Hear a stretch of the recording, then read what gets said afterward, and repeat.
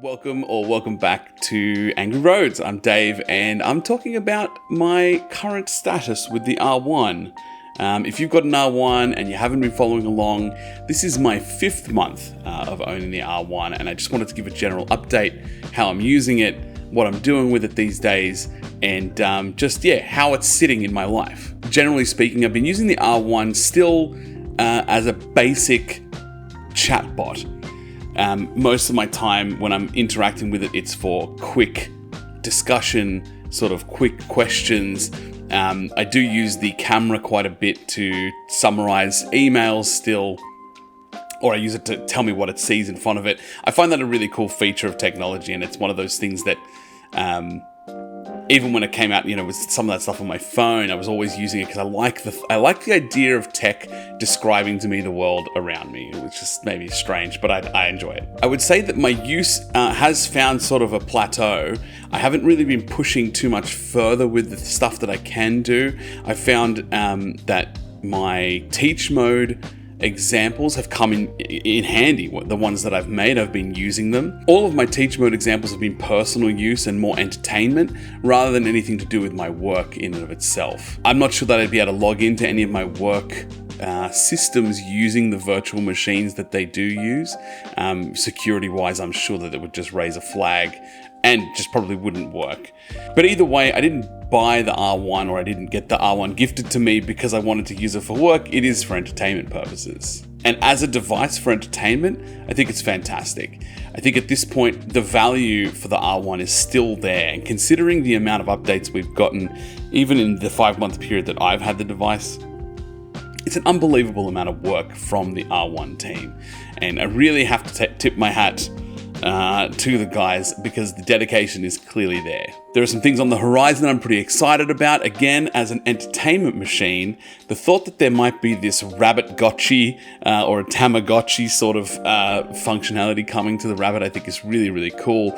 I know that it's not on everybody's top of the hit list, but it's easier to make things that are easy to make rather than always trying to knock out the biggest issues or fundamentally change the R1, which I know, again, some of the community might not agree, but I think that it's important to keep adding value, and all of these small things like Gen UI and this potential rabbit gotchi on the horizon, they do add value for different people. You're trying to cast the widest net possible to catch as many people as possible to be interested in the device. My daughter will still ask me quite a lot to use the rabbit.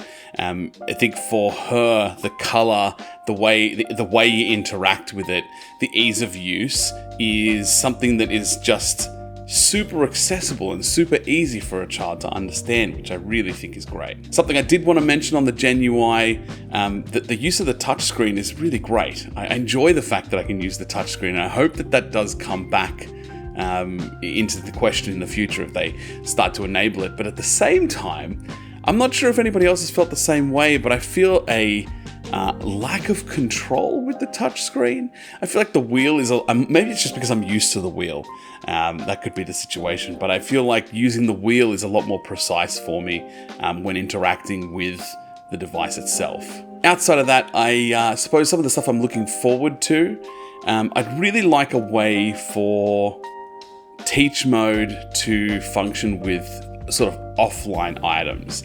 I'd love a client on my PC that the rabbit could interact with, because I think that there's so much functionality I could be doing offline or just for myself on my PC, and it would just be such a boon, such a cool tool to have to interact with my PC at home, using the rabbit as the interface. I don't know exactly what that looks like, and I'm certainly not the person to design it or create it, but I'm sure that somebody can think of some really cool things, and I certainly can think of a lot of programs that would benefit from interactivity and input like that. So if you haven't tried the rabbit yet, there's a link down below in the description that's a link to try and purchase one for yourself.